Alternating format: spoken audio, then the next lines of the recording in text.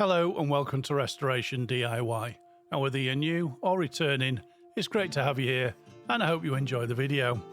In this episode, I'll be turning a bowl from a mahogany blank and I'll be trying out a new technique to decorate the outside. So without further ado, let's get into it. This piece of wood has been on a shelf for a few years and this project was perfect for it. After drilling a hole for the woodworm screw, I fixed it to the lathe. The blank was really solid on the chuck, so I didn't use the tailstock. I turned the speed up to around 800 RPM and used a 3/8 bowl gouge to get it to round.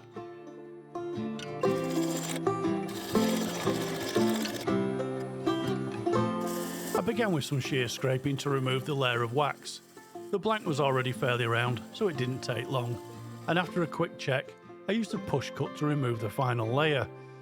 I followed this with a bit more shear scraping, and I noticed how this removed the shine from the surface, and it created a bit of tear out, but more of that later.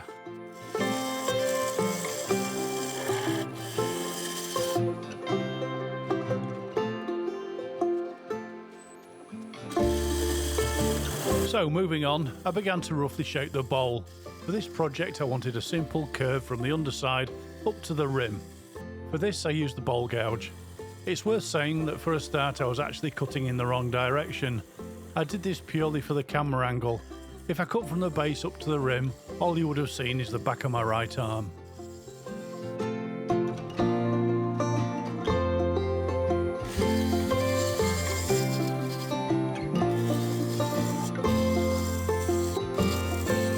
Once the curve had been roughed in, I turned my attention to the base. This had to be levelled and the mortise needed cutting, and I wanted to add a slightly raised foot to create a shadow line under the finished piece.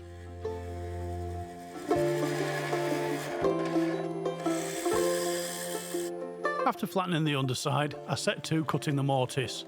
For this I used a 1/4" parting tool to define the outer edge, cutting down about 6mm, 1/4 inch. Then I cleaned out the inner material.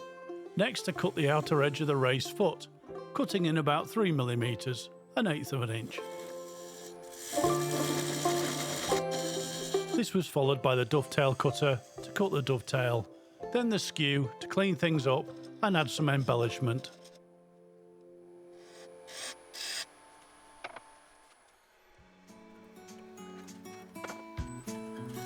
Mortise done, next I went back to finalising the outer surface.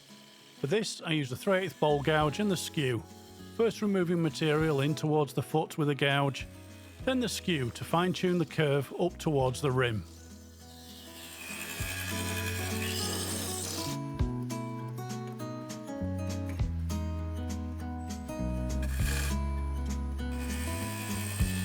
And after a few light touches from the skew, it was done and ready for sanding, or at least that's what I thought. I sanded from 80 to 400 grit in preparation for the next stage, but whilst most of the surface had a perfect finish, there was the slightest bit of tear out showing in one area. I should have left it alone, the blemish was hardly noticeable, but I decided I would cut it out and then re-sand, and this is where the problem started.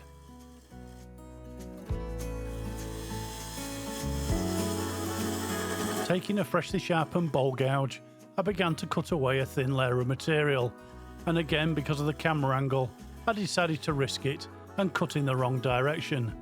Essentially, I was cutting into unsupported grain.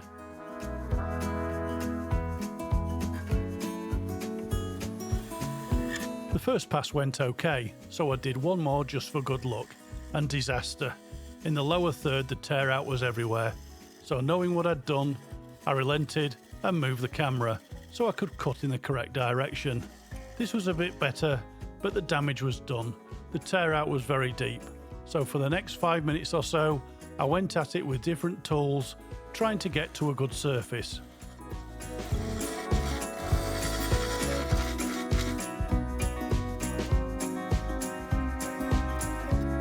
I switched between the large negative rate scraper, the skew, and the bowl gouge, gradually improving the surface until I got back to where I started, with a small section that could be sanded out.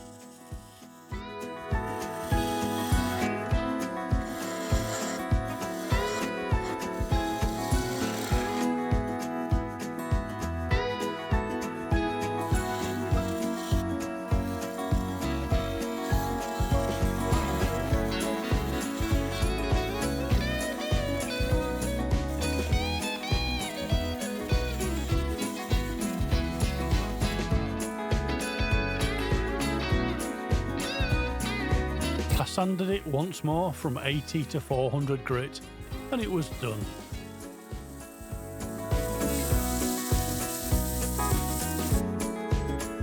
A while ago I made an impulse purchase and got myself a 3/16 beading tool, and it was time to use it.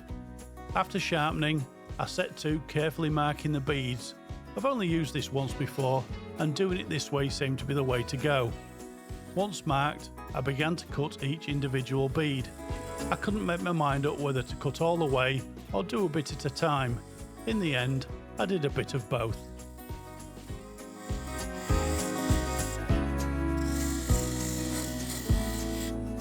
After marking the beads, if you look closely when I begin cutting into the surface, you can see me moving the handle from side to side, but doing this puts a flat spot on the adjacent bead. So after a bit of practice, I found the trick to getting a good cut is to keep the tool still and perpendicular to the surface whilst applying light pressure in towards the workpiece.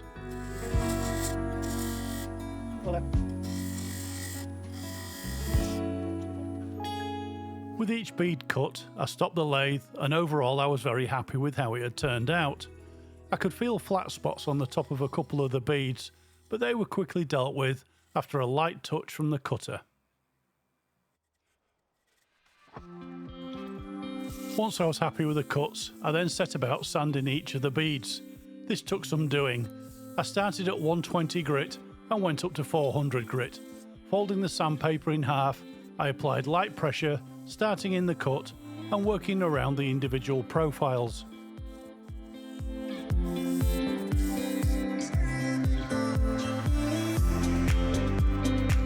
With each grit, I had to stop the lathe and do some hand sanding to finesse the surface. There was still a bit of tear out, but I was able to get rid of most of it. I'm not going to bore you with too much of this bit, so moving on, with the sanding done, I cleaned down with denatured alcohol.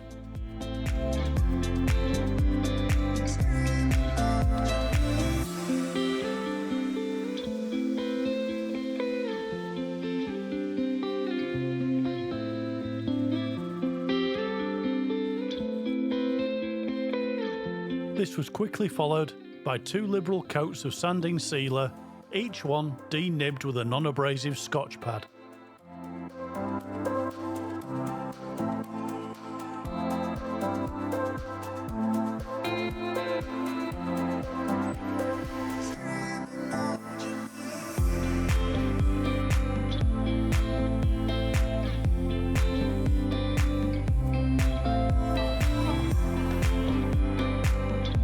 Next up, Yorkshire grit. A single application, thoroughly cleaned away until no more residue is picking up on the paper towel.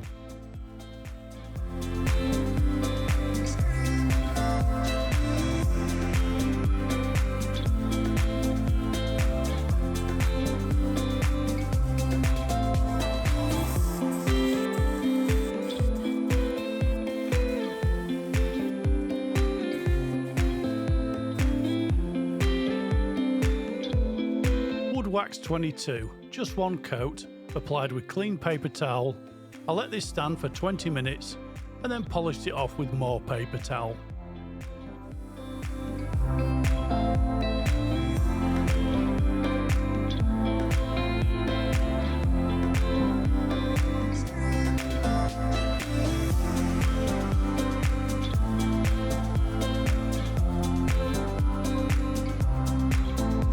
And to finish, Hampshire Sheen Gloss Finishing Wax, 2 coats, buffed to seal and protect the surface.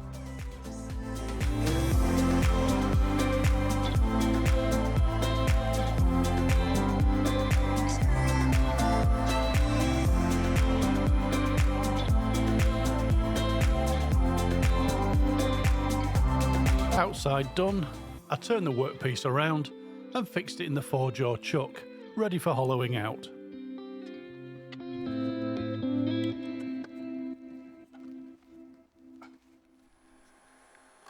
Hollowing out was done with a 3/8 ball gouge. After roughly levelling the top, I began in the centre, cutting out the waste material, working out towards the rim, each cut going slightly deeper than the previous one.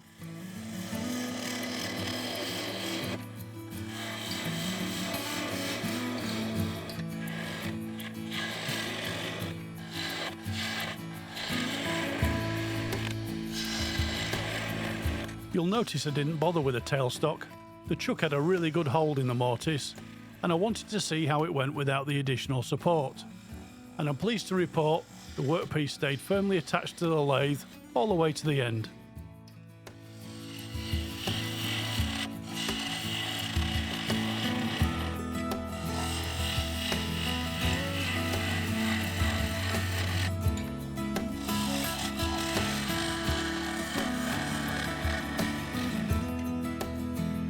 I frequently stop the lathe to check the wall thickness. I wanted the finished piece to have some weight to it, so I headed for somewhere around 10mm 3/8 of an inch thick.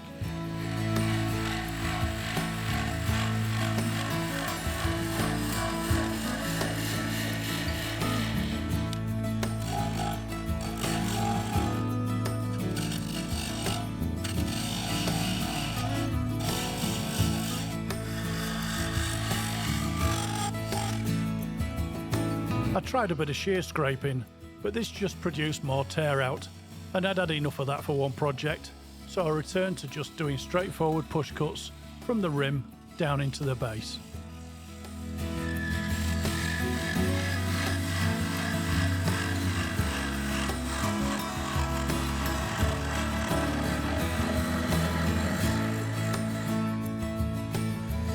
When I got close to the finished surface, I switched to the large negative rake scraper, but I was struggling to sharpen a good cutting edge on it, so I used the side cutting bowl scraper to do the final shaping.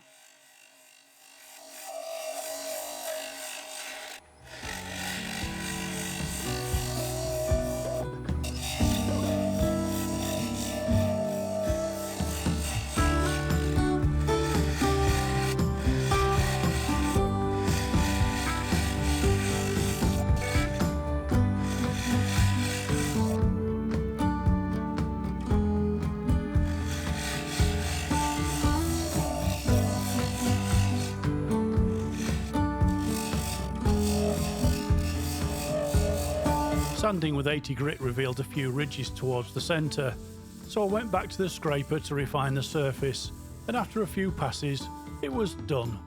Then I sanded from 80 to 400 grit.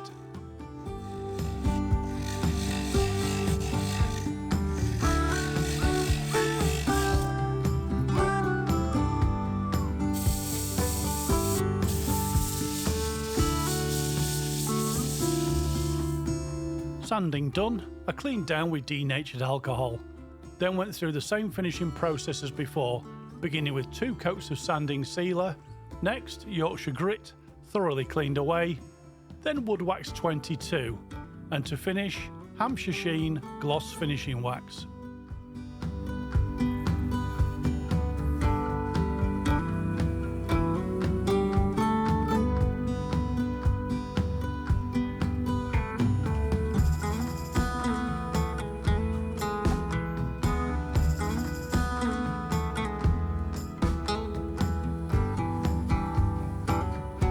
And that's it, another project finished.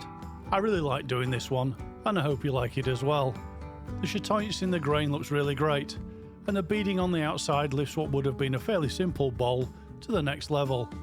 The tear out was amongst the worst I've ever experienced, and I could have easily edited it out, but I left it in so it might help if someone has a similar problem. Anyway, with that said, I'd like to thank you all for watching. Please subscribe, a thumbs up will be much appreciated, and comments are always welcome. I'll see you in the next one. Goodbye for now.